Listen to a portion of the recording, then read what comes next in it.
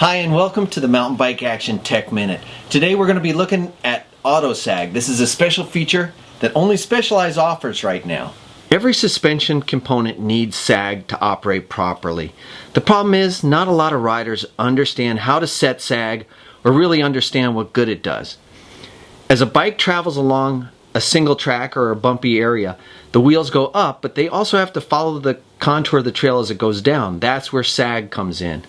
Now, Specialized knew that a lot of riders don't understand how to set sag, and so they took all the guesswork out of it with this new feature called Auto Sag.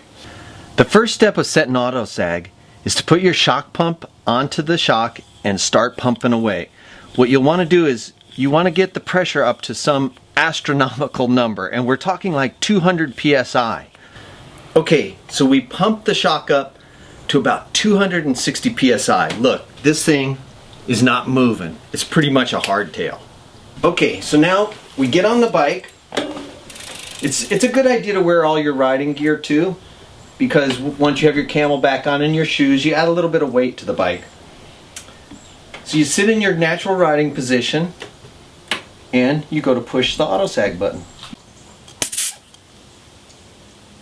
Once you hear the air escape, you just hold the button down and that should do it.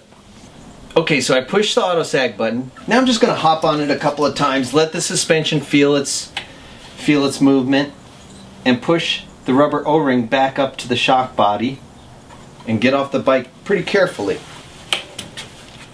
If you look at where the O-ring is, it shows you have just about 20% sag set on the rear suspension and you're pretty much ready to go.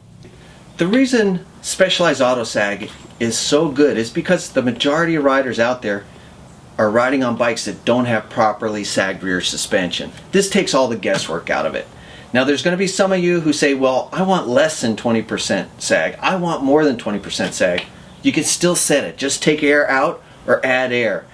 But the point is, Auto Sag, it gets you right in the ballpark from the get-go and you don't have to know a thing about sag. It's really the best thing to happen to rear suspension since we stopped using elastomers. Okay, that's been the Mountain Bike Action Tech Minute. Hope you tune us in again real soon.